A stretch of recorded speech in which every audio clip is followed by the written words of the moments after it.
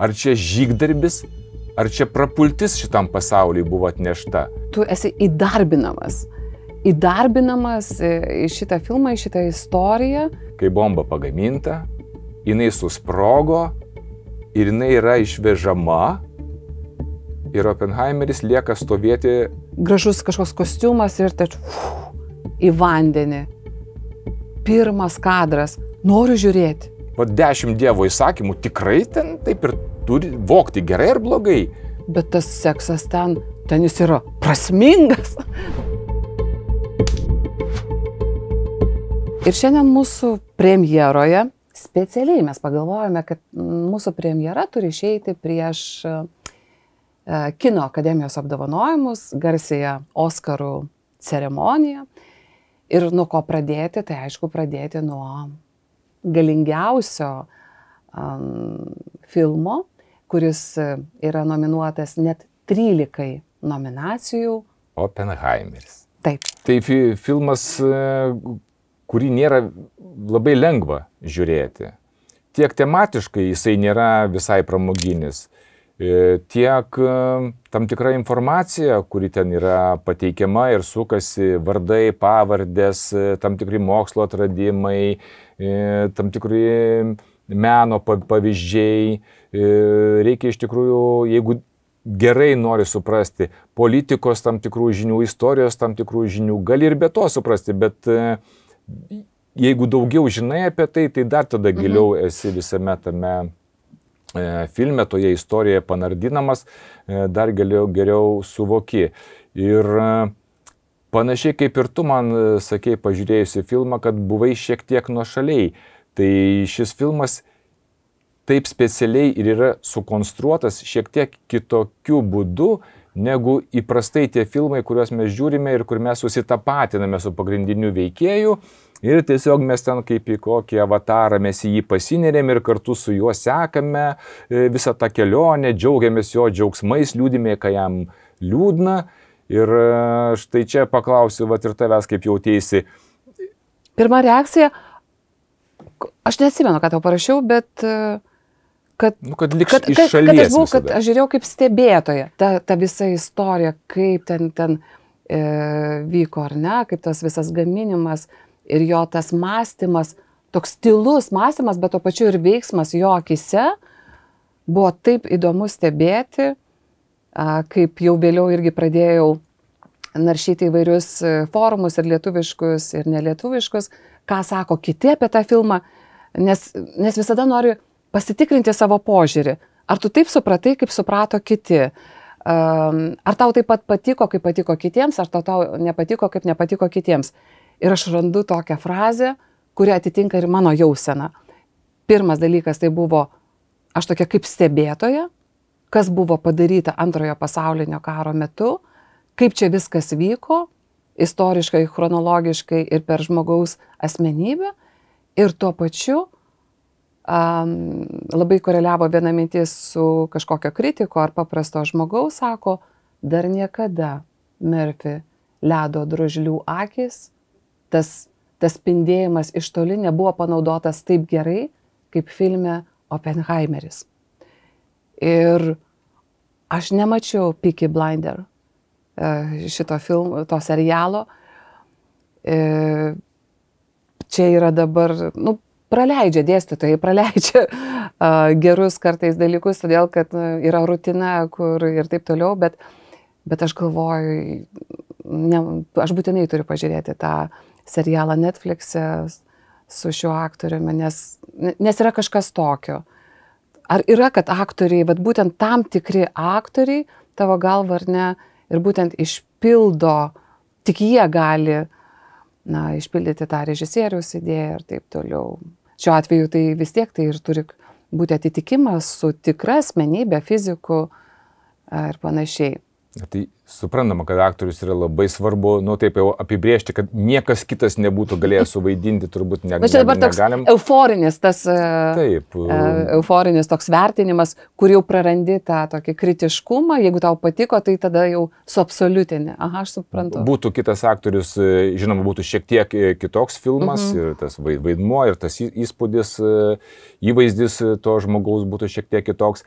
bet nebūtų visai kitaip, nes filmas neša savo temą ne tik per aktorių, neša per daug dalykų, įvairių dalykų. Ir truputį grįšiu prie tos konstrukcijos, kaip mes žiūrim šitą filmą, tie, kas žiūrėjo, turėtų tą pajusti, kur sakiau, kad šiek tiek skirtingai negu tuos įprastus filmus, kada visai susitapatinam su veikėju. Filmas konstruojamas, pasakojamas taip, juk vyksta teismas. Ten ne visai teismas, toks svarstymas, suteikti jam teisę dirbti su slapta medžiaga ar nesuteikti. Ir jeigu gerai pajusi, ir tie, kas žiūrėjo, jeigu gerai pagalvosite, mes buvom tarp to teismo narių, mes buvom 4. teisėjas, tas svarstytojas.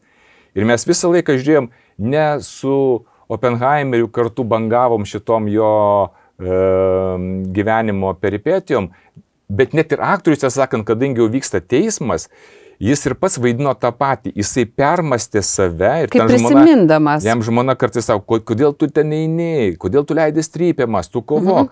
O juk jau tai yra ta situacija, jau ta fazė istorijos, kada jau sprogimas įvykęs, atominė bomba jau išrasta, kada jis jau kovoja už tai, kad nebūtų toliau vystoma naujų bombų gamyba, kitokio tipo bombų, dar galingesnių bombų gamyba, kad jos nebūtų platinamas, kad šitas siaubas nesikartotų.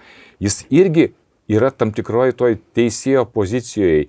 Ir jis į save žiūri, ir mes žiūrim į jį, ir mes bandom atsakyti savo į klausimą, gerai jis padarė, ar blogai jis padarė.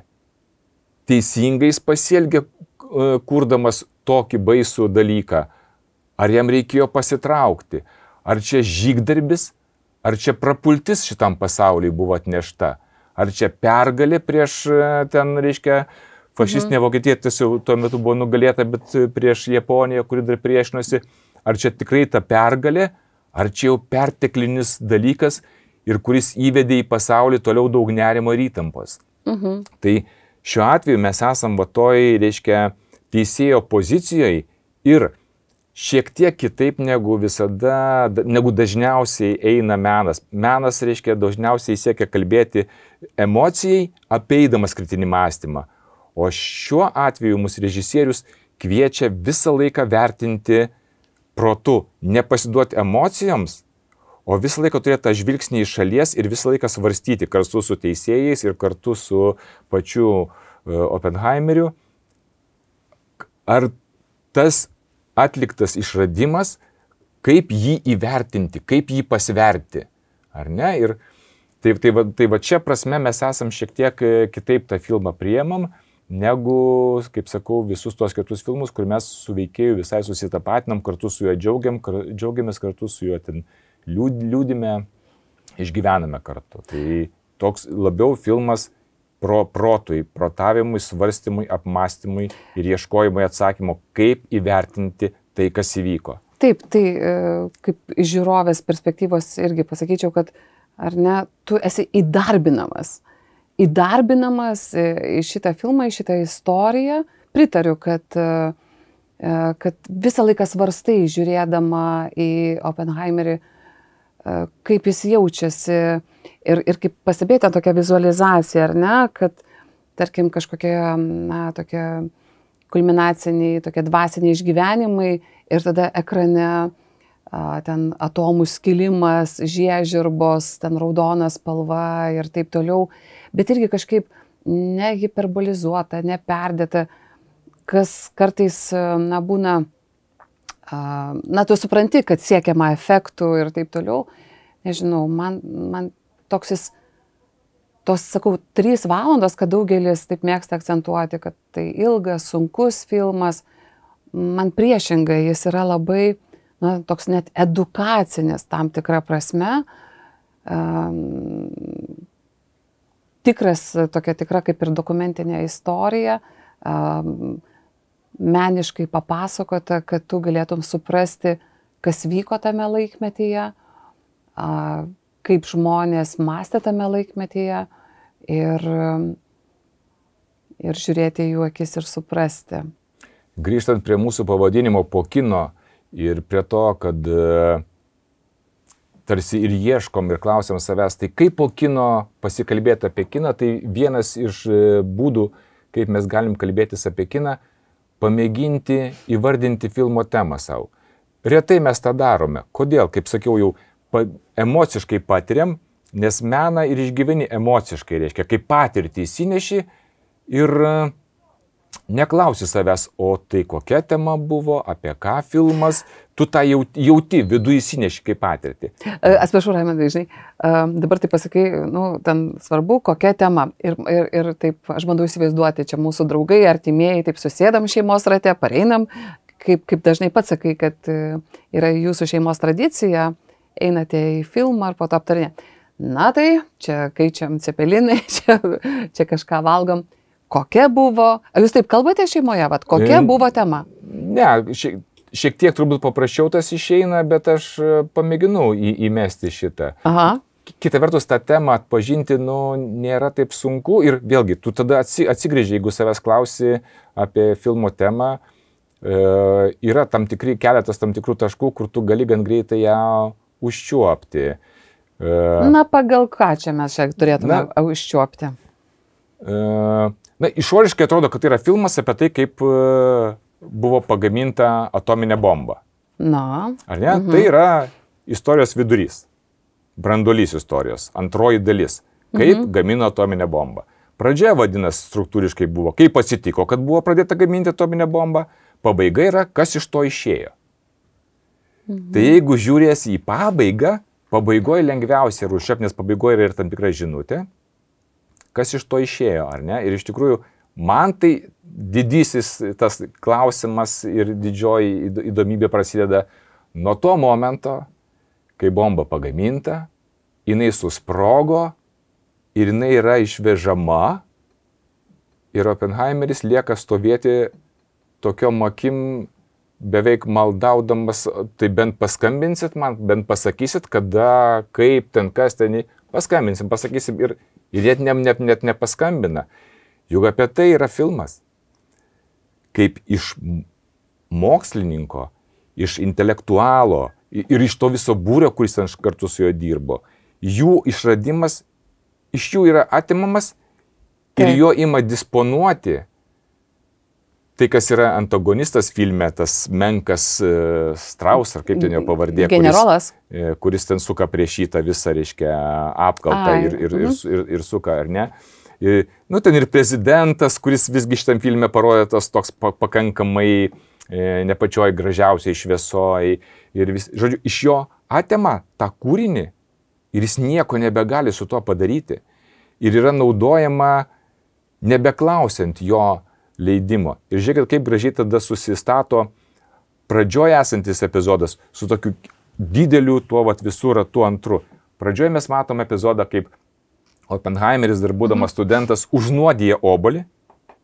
Eina kalba apie vieno dėstytojo, ar ne, tokį pasikėsinimą į vieną dėstytoją. Jis užnuodija obuolį, jis jį palieka ant stalo, bet supratęs, kad padarė negerai, jis dar spėja atbėgti ir paima tą obuolį, jis dar gali kontroliuoti. Ir štai čia mes turim didįjį ratą. Jis padaro atominį ginklą. Tai užnuodytą obuolį, kuris naikina ne vieną, kuris naikina tūkstančių, šimtus tūkstančių ir dar išdidinus mastelis gali sunaikinti visą žemę. Ir jis suprantas, kad blogai padarė, jisai norėtų bėgti ir pasimti tą obuolį žodį atgal. Nebe jo rankose. Jis nebegali sustabdyti. Ir... Kaip tu čia gerai išvedė su to obuoliu? Aš taip teisingai ten... Tokio lygio filmuose nėra nei vienos detalės, kuri būtų atsitiktinė. Kaip sakoma, iki sagos. Kiek kainuoja toks filmas, tai pagalvokit, ir tam, kad jį paruošti, parašyti scenarijų, ten sukurti visas dekoracijas, rūbus, viskas kainuoja didžiulis pinigus ir viskas yra apgalvojama iki smulkmenų, tam, kad jūs sėdėdamas kino teatre salėje pajustume tai, ką pajuntat ir įsineštume tai, ką įsinešat. Noriu irgi iš savo patirties pridėti. Visiškai sutinku, ar ne, kad aukšto lygio, ar ne, kūriniuose nėra atsitiktinumų. Viskas yra smulkmeniškai apgalvota. Tarkime, aš kaip įgarsintoja irgi kažkaip savo kūnu visada pajausdavau ir pajaučiu, kai užsidedau ausines, gauni tarkime, kaip filmai garsinę lietuvių kalbą. Ir užsidedė ausines, ten garso režisierius paleidžia to filmo garso takelį ir ten pirma nata, ten tata, arba kažkaip, ar ne, arba iš vis ten kažkas.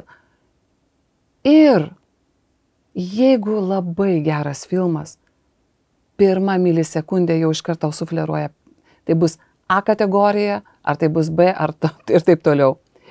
Todėl, kad tai ir yra, kad kokybiški darbai, meno kūriniai, mes iš karto, ta prasme, ar tu žiūrėtum kažkokią, tai nežinau, kitą, ar ne filmą, kur milisekundė arba ten kažkoks mini gabaliukas jau iš karto parodo, kad tai yra geras darbas. Atėję į operą, mes pirmiausia girdim uvertiūrą, kurioje nuskamba užuominos visų būsimų melodijų, nuotaikų tam tikrų ar ne, konfliktų būsimų. Taip. Ir jau tu esi įvedamas ir nuteikiamas. Tai lygiai taip pat gero lygio kine turim tokį terminą opening image. Tas vaizdas, kuris, reiškia, atsidaro, atveria visą istoriją ir pirmiausia ateina, susitinka su žiūrovo akimis. Kaip filme Poor Things, Prasti reikalai, pirma scena ir ta moteris, ar ne, tokia futuristinė, ar kažkokia praeities, ar kažkoks tas toks įvaizdis, gražus kažkoks kostiumas ir tai į vandenį. Pirmas kadras. Noriu žiūrėti. Taip. Noriu žiūrėti. Ir Prasti reikalai, o Oskaro apdovanojimams nedaug nusileidžia nuo Oppenheimerio, 11 nominacijų. Ir jie visiškai skirtingi. Aš pasakyčiau taip, kad tas Oskarų skaičius, na gal jisai nėra... Nominacijų. Nominacijų. Ir tuo pačiu gali būti ir Oskarų. Jis galbūt net, nėra jau taip, kad tikrai nulėmė filmo gerumą arba negerumą. Ir iš tiesų bus žiūrovų, kuriems Prasti reikalai bus geriausias metų filmas, kažkam Oppenheimeris, kažkam Barbė geriausias metų filmas. O kažkam Maestro. Kažkam Maestro geriausias metų filmas bus, kurį turbūt tikrai daug mažiau žiūrovų yra matę negu Oppenheimerį, Barbę ar tos pačius Prastus reikalus. Beje, Prasti reikalai, aš vis matau kino centro tokia atsiunčiama filmų top 5. Jis ten nebuvo nei vieną savaitę, kad būtų pirmoje vietoje. Jisai visada buvo 4., 5. vietoje. Jis renka žiūrovą, bet tai nėra, kad muša ten rekordus ir tampa žiūrimiausių filmų. Jis nebuvo nei vieną savaitę žiūrimiausių filmų. Taigi pats sakė, kad studentai, kuriuos tu siuntėjai, sakė, kad sunku žiūrėti, kad neužkabina jisai. O tarkime, nežinau, mane tai sakau, tas pirmas kadras, tos kažkokios fantastiškos, netikros, ten tas moters kažkoks paveikslas ir griūtis į kažkokią ten prarają ir taip toliau, labai užkabina. Tai aš tik norėjau atkreipti dėmesį į kitą dalyką. Kaip aš, pavyzdžiui, jaučiu tam tikrą dar svorį filmo. Neseniai irgi su vienu studentu diskutavom apie Oppenheimerį ir kažkaip išėjo kalba ir sakom, o kas pernai buvo pripažintas geriausių filmų? Galvoju, aš gal jau senstų neprisimenu, bet jis neprisimena. O tik pernai buvo, atrodo, prieš metus geriausias filmas. Jisai kino studentas, aš irgi dėstau dalykus susijusius su kinu, kaip ir turėtum prisiminti tos dalykus. Ir tada jis tik turėjo pasitikrinti internete ir prisiminėm, kad viskas visur ir vienu metu. Ir tada, kai pagalvoji, šitas filmas iš tikrųjų jisai tuo metu atrodė naujoviškas, toks šviežias požiūris, dinamiškas ir taip toliau, sprendimai kažkokie kinematografiniai nauji. Bet jisai neneša savyje tos jėgos ir įtakos, kaip sakom, ko einam į filmą. Galima eiti į filmą smagiai praleisti laiką, o galima eiti į filmą tikintis ir ieškant, kad jis tau atneš naują požiūrį į gyvenimą, atneš kažkokį naują supratimą to, kas vyksta aplinkui. Tai štai Oppenheimeris yra mano galva iš tų filmų ir to jisai yra svaresnis, sakykime, negu Prasti reikalai. Nors Prasti reikalai irgi svarbia labai tema, aišku, ir aktualią šiandien labai liečia. Bet Oppenheimeris savo šito kalbėjimo apie tai, kad galingos technologijos, kurios yra tokio globalaus masto, kur žmogelis menkas, mes dar vis tik menkas tas žmogelis yra. Ir mes sukuriam tokio galingumo technologijas ir mes patys jas nebegalime sukontroliuoti. Ir pavyzdžiui, kai man ta tema yra įdomi, aš dažnai klausausi įvairius podcastus apie dirbtinio intelekto dabar atėjimą, augimą, kaip čia bus, kaip jisai integruosis, kas ten atsitiks su juo, iki kokio lygio jis įsivystys. Visaip gali būti, bet yra ir tam tikra baimė, kad ateina irgi tokio pat galingumo ginklas ir todėl tuose podcastuose beveik kiekviename yra citata iš Oppenheimerio arba atsiremiama į tą filmą, kalbant apie tai, kad mes nebesukontroliuosime, kai mes suprasime, kad reikia imtis kažkokių veiksmų, jeigu tai pasidarys pavojus mums, tą akimirką, kai mes jau suprasim, bus kaip iš Oppenheimerio, kad išvažiavo ta bomba. Lygiai taip pat bus su dirbtiniu intelektu, jis jau bus išvažiavęs ir mes nebegalėsim nieko padaryti. O tuo labiau, kad nesam tie, kurie labai mokam susitarti pasauliniu mastu. Dėl klimato atšilimo tarėmės, bet labai realių veiksmų ir sprendimų taip ir nepriemam. Atėjo kokia nors, COVID pandemija, matėm, kas darėsi, kaip ir šalis, ir kontinentai ištisi pradėjo pjautis kaip katės, peštynės prasidėjo, duokit man skiepų, man pirmam. Toj pačioj kultūringoj vakarietiškai Europoje tai darėsi, ar ne? Ir mes matom, kad mes dėl tokių dalykų negalim susitarti. Tai mes nespėsim susitarti ir dėl tos grėsmės. Tai šita tema apie technologijų, tokių galingų, kurių mes patys nebesuvaldom, tema, jinai yra tikrai svari ir kviečia, mes lendam į, tai dirbtinis intelektas viena iš tų temų, genų inžinerija, mes lendam ir nelabai patys žinom, kur ten lendam ir kas bus tiek su augalų genetinė inžinerija, tiek su gyvūnų auginamų maistui genetinė inžinerija. Nors ir draudžiama, bet lendama ir į žmogaus genetinius įvairius, reiškia, ten bandymus, keitimus ir taip toliau. Mes nežinom, kuo tai gali išvirsti, o technologijos yra tokio galingumo, kad mes jų nesukontroliuosim. Tai jeigu štai taip žiūri į šitą temą, tai vėlgi tada jin yra tiek sunki, svari, reikšminga, kad jinai meta tam tikrą šviesą, kaip žibintuvėlio apšviečia daug ką, kas vyksta aplinkui. Ir lygiai, kodėl sakau, kad svarbu tą temą atpažinti, nes kai atpažįsti temą, tada gali tose pokalbiuose po kino nueiti ir toje šviesoje, toje tos naujos tos įžvalgos šviesoje apžvelgti tai, kas vyksta aplinkui. Ir kalbant apie dirbtinį intelektą, irgi sakoma, pabandyk dabar tu sustabdyti, nes kai kurie specialistai, patys, kurie kūrė dirbtinį intelektą, sako, reikėtų pristabdyti jo vystymą, kol mes neištirsim tam tikrų dalykų. Ir tada sako, lygiai kaip Oppenheimeryje, pabandyk tu sustabdyti atominį ginklavimąsi, kai Amerika jau turi, Rusija priversta žūtbūt turėti, nes negali neturėti. O kai Rusija turi, tada Amerika priversta turėti 2 bombas.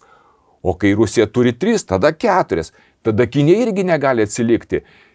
Ir tiesiog tu negali atsilikti, tai kaip su dirbtiniu intelektu. Jeigu tu tik sustosi, tu pristabdysi, o priešininkas nepristabdys. Vadinasi, tu negali leisti tau sustoti. Ir tas ves mus į priekį tol, kol, kai jau suprasim, jeigu tai taps pavojinga, jeigu, aišku, tai yra prognozės, kartais jos nepasitvirtina, gal tai bereikalingi svarstymai, bet jeigu pasitvirtins, ta konkurencija mus nuves iki tokio taško, kai mes jau atpažinsim tą grėsmę, jau bus per vėlus kažko besimti. Tikėkime, kad taip nebus, kad žmogaus protas apmastys šitą grėsmę. Raimondai, aš norėčiau sugrąžinti mus į filmo prasmę. Aš taip galvoju, kad, kaip tu sakai, neabejotinai, ar ne, labai stipri tema Oppenheimeryje, kuri daugelis gali atrasti apskritai gyvenime prasme, apmąstymą ar nes savo kaip ir žmogaus ir kūrybos, ir ką jisai veikia, bendradarbiavimą ir panašiai. Man atrodo, kad dėl ko ir tiek nominuotas Oppenheimeris jis yra prasmingas filmas. Jis šiandien yra prasmingas tiesiog filmas, nes labai daug kūrinių ir filmų, kurie ir surenka didelius pinigus, jie vadinami kasiniai filmai, bet jie tiesiog būna neprasmingi. Aš nežinau, dabar nenoriu, gal čia kažkieno simpatijas, galime taip iš pirmo karto susipykti, tai tiesiog, patys žinot, kad kartais būna tokie kuriami filmai, neprasmingi filmai. O kokia ta prasmė? Kaip sakau, tai kartais tiesiog norisi smagiai praleisti laiką ir pažiūrėti, kvailą, kaip kvailą komediją. Tiesiog paprastą, lengvą komediją, nes nori atsipalaiduoti nuo sunkios savaitės ir tiesiog. Arba norisi pažiūrėti šaudyk, gaudyk, kad išsiskirtų adrenalinas, ten reiškia, gražios mašinos, gražios moterys, šampanas, ten kokį nors Jameso Bondo serijos filmą, ar ne? Yra tame, ten kitokios labai prasmės nereikia. Pradžiuginti akis, reiškia, įvairias emocijas patogias išgyventi ir galbūt ten tada nereikia, kad jisai neštų kažkokį, sakau, labai jau aš paaiškinsiu, ką aš turiu apie prasmę. Aš truputį gal neaiškiai pasakiau, bet aš ne tą prasmę turiu galvoje. Aš netgi, pavyzdžiui, ir komedija man gali turėti prasmę. Jeigu jinai yra gerai sukalta, ir kito žanro, nebūtinai ten, ta prasme, turi būti kažkokia tai rimtis ir taip toliau. Bet kartais tiesiog, aš matau ir kurie tokia, neatsakomybė, nesuvesta, net jeigu ten, tarkime, būna žanras komedija, bet ten, ne komedija, tarkime, ar ne? Tai dabar, man atrodo, kaip pavyzdys galėtų būti, čia iš mano tik požiūrio taško, filmas Barbė. Tikrai labai teikia daug, ar ne, tokių vilčių, tas visas toks būstinimas, kad pasaulinė Barbės premjera, čia ikoniškos lėlės atgimimas, paaiškinimas ir taip toliau. Iš tikrųjų, 20 minučių seanso buvo taip įdomu. Ta tokia nauja stilistika, kaip čia kažkas atgyja, čia, ta prasme, labai sužavėjo stilistika. Labai. Nes tai buvo nematyta, neregėta, naujas požiūris. Bet aš tame filme neradau prasmės. Aš suprantu, ten komedija. Ten komedija, ten yra daug įvairių krypčių, feminizmo, lygiai taip pat galime pasakyti ir vyrų teisių, to tokio. Bet nežinau. Mane nuvylė Barbė. Taip, nesu ir aš Barbės gerbėjas. Mano galva, per menkas turinys tam visam anturažui ir toms išraiškos priemonėms labai turtingoms, ten prusluojančioms ir naujoviškoms ganėtinai, jos tikrai žavios, bet turinys yra pakankamai menkas ir tada atsiranda tame. Negali džiaugtis vien tais techniniais kažkokiais tai technologiniais ten išradimais ir taip toliau. Aš dabar supratau, kai aš sakau prasmė, gal taip atrodo, labai taip atrodo, čia kažkokia gyvenimo prasmė. Idėja. Gal reikėtų labiau versti, ta idėja būna neaiški. Ką aš norėjau užtransliuoti. Pavyzdžiui, man yra neaiški Barbės idėja. Žmonės, kurie buvo filme Napoleonas, irgi sako, kad neaiški idėja. Aš dar Napoleono nemačiau, bet namuose mačiau, kad galima už 13 eurų išsinuomoti. Pavyzdžiui, idėja. Vėl, jeigu ar ne pasižiūrėti, Oppenheimeris turi labai stiprią idėją. Ji yra apginama režisieriaus nuo pirmo kadro, nuo pirmo įkvėptelimo, nuo pirmo nuostabios muzikos akordo. Pavyzdžiui, Prasti reikalai lygiai taip pat mane sužavėjo dėl savo idėjos netikėtos. Atrodytų, kas čia per nesąmonė, kažkoks Frankensteinas, kažkokia pagaminta, atgaminta nauja gyvybė, mergina, ką čia su jie daro. Man iš karto kažkokios įsijungia šiuolaikinio žmogaus saugikliai, dirgikliai, čia norima pasijuokti, čia kas čia yra žeminama mergina, kas čia vyksta. Ta prasme, kol aš po to supratau ir kaip filmo pabaigoj, tas, žodžiu, Dievas, herojus Dievas sako, jai tai padeda, jie turi tokį intimų pokalbį, sako, tu vienintelė į mane žiūrėjai kaip į žmogų, nesistebėdama arba nesibjaurėdama ir taip toliau. Ir tas visas anturažas, visos tos pastangos filmo, tas, tas toks pasakiškas kažkoks, ar ne? Arba tas toks futuristinis toks kažkoks vaizdavimas, nes ten neaišku, ar ten praeitis, ar ateitis, ar viduramžiai, ar naujieji amžiai, bet taip labai dailininko įdomiai viskas išspręsta. Ir ten tas filmas man kalba, mano ten tema yra atvirumas. Atvirumas, ta prasme, netgi tu pavydi tai herojai. Ta prasme, jinai yra tokia tikra ir atrodytų ten, kaip mano artimos draugės sako, geras filmas, tik ten daug sekso. Bet tas seksas ten jis yra prasmingas, tarnauja filmo idėjai. Ir ten vėlgi taip pat daug yra pasakojama. Ten yra, vat vienu žodžiu, man ten yra apie tikrumą ir drąsą.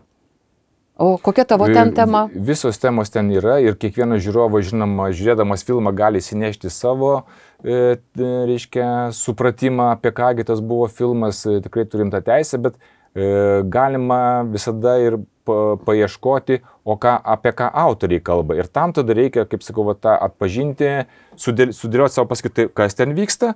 Tai aš dabar irgi, kaip Oppenheimerį truputį papasakau trumpai, tai dabar irgi pasakysiu. Dekonstruokite, maestro. Kasgi vyksta, trumpai sakant. Yra moteris, kuri žudosi. Mes suprantam, kad reiškia kažkoks toks gyvenimas buvo, kad jie privedė prie savižudybės. Ir štai tai moteriai suteikiamas antras šansas pačiai save išauklėti, užauginti, remiantis tik savo pačios patirtimi, savo pačios noru, jai įdedami švarūs smegenys. Žiūrėkit, kas atsitinka. Kai mes... Kaip tu gerai dekonstruoji tas metaforas. Kai mes augame ir subręstame tam tikrų metų, kai jau pasidarom sąmoningai ir atpažįstam, kas mes esame, ir tarsi imam priimti savo sprendimus, tie sprendimai jau nebėra mūsų. Nes mūsų įtakoja tam tikras, reiškia, genetinis kodas užprogramuoti esame, o toliau mus nuo pirmos dienos tėtukas, mamytė, senelis, bobutė, visi mums aiškina, koks yra pasaulis, kas gerai, kas blogai, ką galima, ką negalima. Ir tada aš, būdamas 20 metų, galvoju, aš priimu savarankišką sprendimą. Tu nesavarankišką sprendimą priimi. Tu priimi sprendimą, kurį tau arba biologija, tavo genų diktatas tau pasakė, arba kultūra suformuota tau nulėmė, tavo vertybės jau sudėliotas, tu ne pats jas susidėliojai.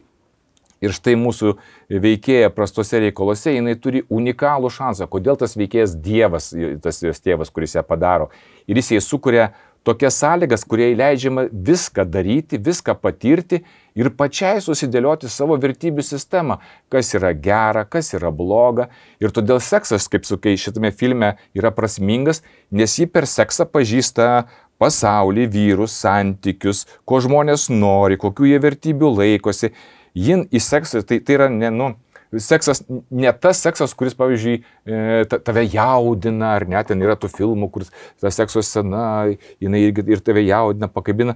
Čia seksas yra kaip tyrimas. Jo, kaip tyrimas. Jis yra kaip tyrimas, todėl, kad visas tas gyvenimas, kurie vyksta, jinai tyria pasaulį ir pati savo atsakinėja, kas yra gerai, kas yra blogai, dėl ko verta gyventi, dėl ko neverta gyventi, dėl ko verta kovoti, dėl ko neverta, dėl ko, reiškia, galima ir nužudyti. Jinai, tiesa, ne visai nužudo, ten paverčia tą savo vyrą buvusi tuo ožiuku, ar ne, tai priima ganėtinai ryžtingų sprendimų. Ir tai yra, kodėl neaktuali tema. Šiandien iš tikrųjų daug kasgi ieškom, ne veltui ten eidama pas psichologus, įvairius ten, reiškia, dvasinius būrelius, kur ieškoma to atsakymo. Madingi ieškojimai savęs. Žmogui norisi atrasti savo tą kelią, savo vertybės, ar ne? Tai yra filmas apie šitą paiešką ir apie unikalų šansą. Kodėl skiriasi nuo Frankensteino? Tai yra parafrazė, aišku, susišaukia labai su Frankensteinu, bet ten Frankensteinas yra padaromas ir jisai pats nebesikeičia. Jis yra padaromas, jį padaro gydytojas sukonstruoja. Čiagi Dievas. Evoliucija. Ją padaro nulinę ir sako, programos aš tau neinstaliuosiu. Eik ir pati instaliuokis programą savo, pati nutark kaip gyventi. Ir jisai ją paleidžia, jisai kaip ir saugo nuo pasaulio, bet todėl saugo, kad jai nepridėtų tų stereotipinių pažiūrų, tų ten egzistuojančių vertybių. Bet kada jai pasako, aš turiu leistis į pasaulį, kad jį pažinčiau, jisai net jai padeda ten nuo vyro pabėgti, padeda jai.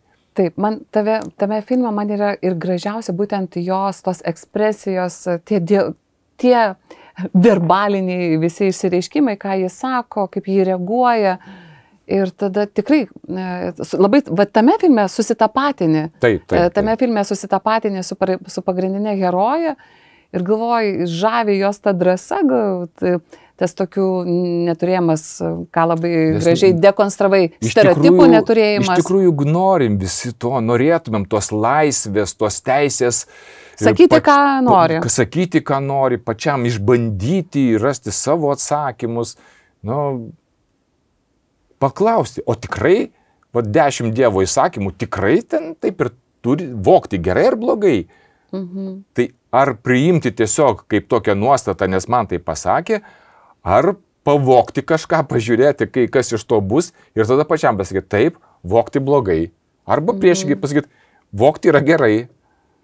Ar ne? Tai iš tikrųjų to norėtumėm tokios laisvės ir teisės gyvenime, visko rizikuoti, viską išbandyti, turėti tokias laboratorinės sąlygas, reiškia susikonstruoti savo asmenybę.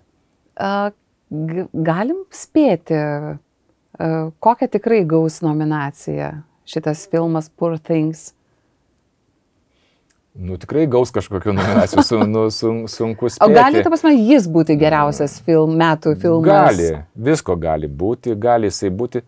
Aš balsuočiau iš Oppenheimerį, bet jisai irgi, kaip sakyti, nebūtų kažkokios ypatingos neteisybės, jeigu jisai gautų geriausią filmo kategoriją. Čia visada kaip tose apdovanojimuose ten, visada yra tokių,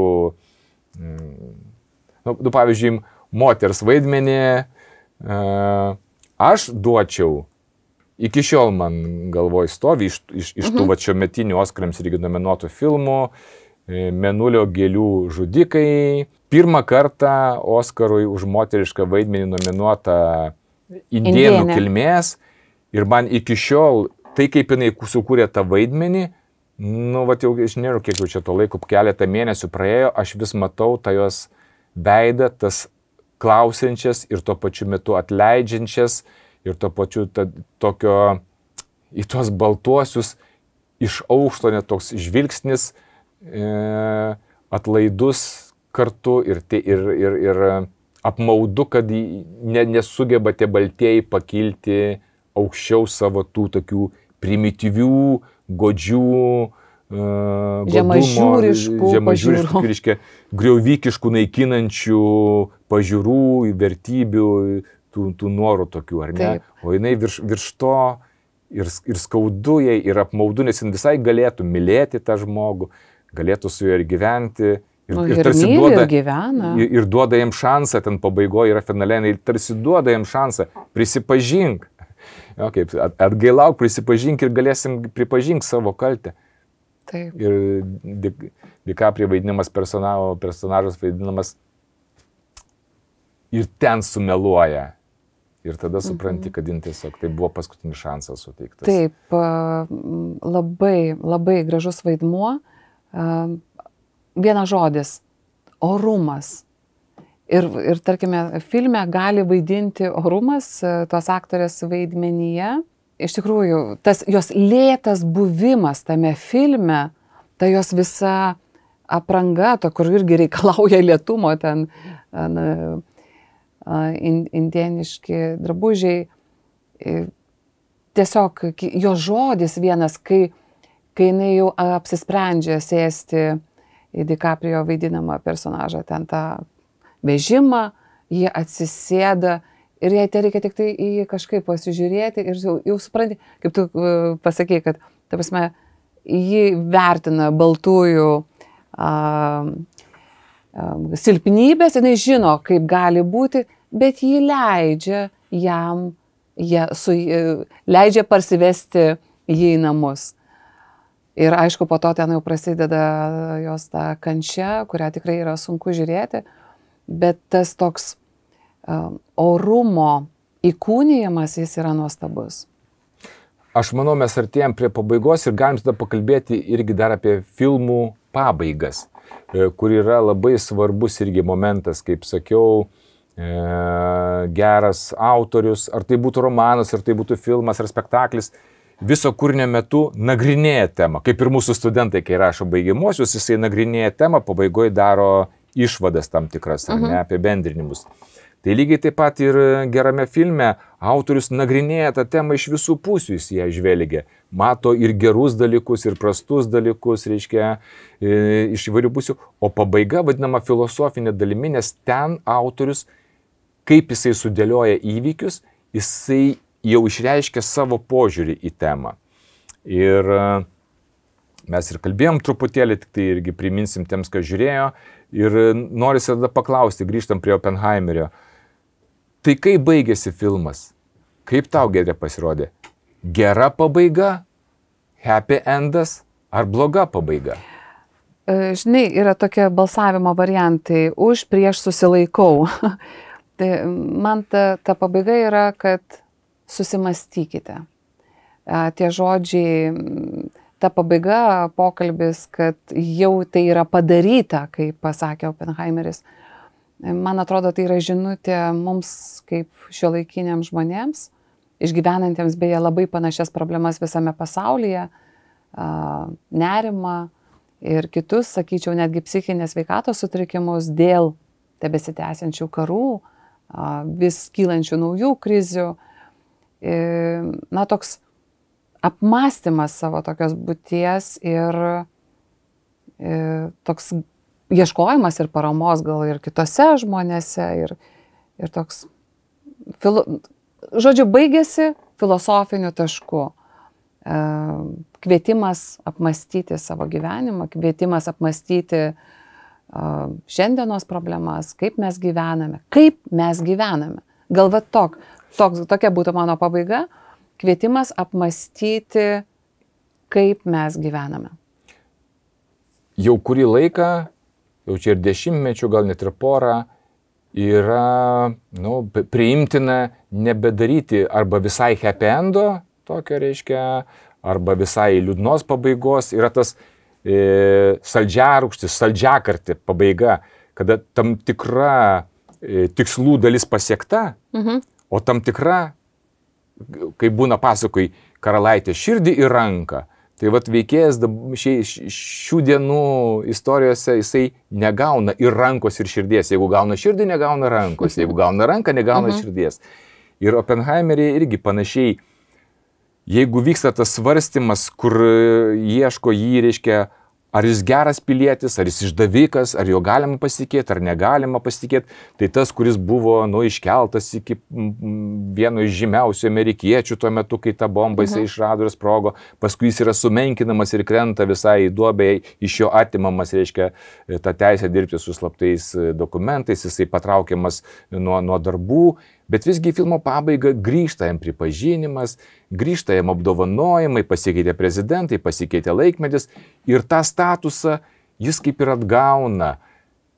Bet yra kita pusė, kur yra finalinė frazė, kuris ten vėl stovi su Einšteinu ir kada pasaulis jam atleido, o jis pats šitam teisme, ką ir sako Einšteinui, mes sukūrėme pasaulio sunaikinimo mechanizmą, mes jį paleidome. Paleidome, taip. Tai jis save nuteisė Ir pabaiga šiuo atveju yra labai įspėjanti, liūdna ir neraminanti.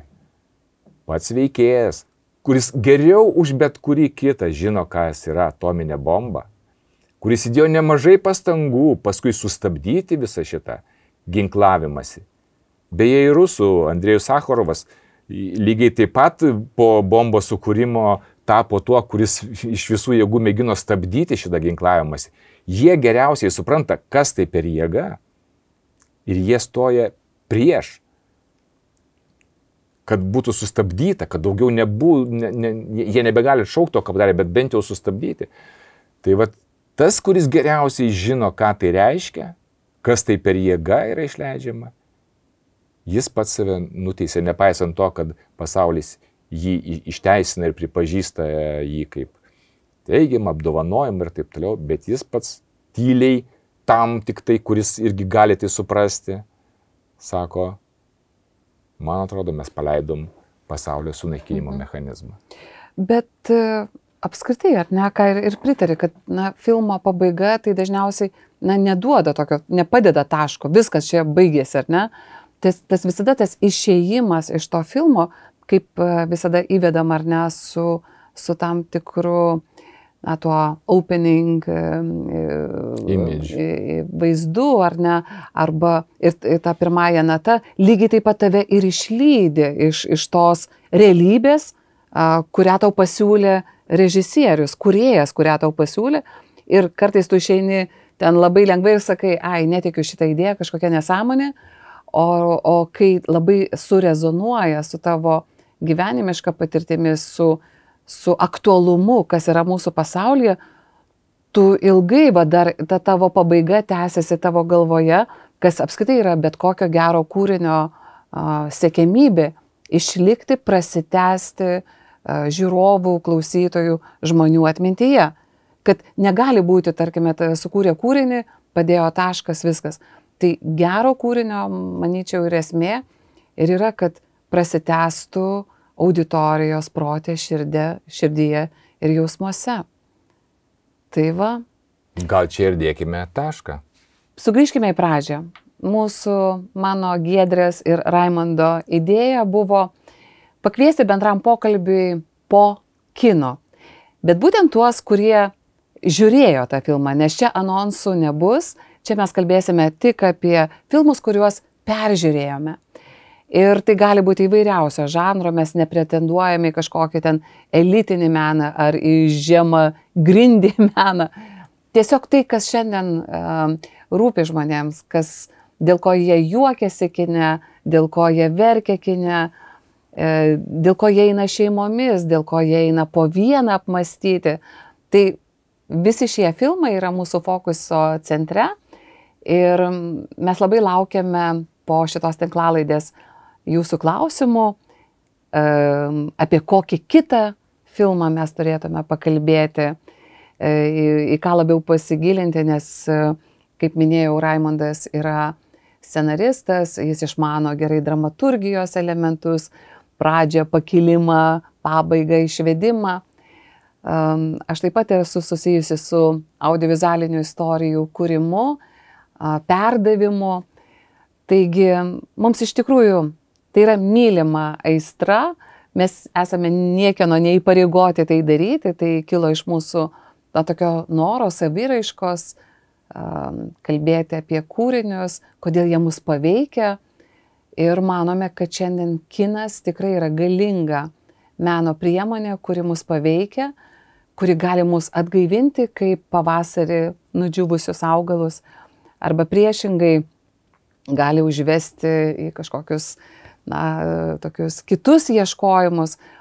Aš prisipažinsiu, kad kartais tikrai pažiūrėjus gerą filmą, visada norisi kurti filmą. Tai gal ir taip ir atsitiko, kad mes čia šiandien sėdime SMK video studijoje, kur šviečia puikios naujos lempos, nenutrinti foteliai.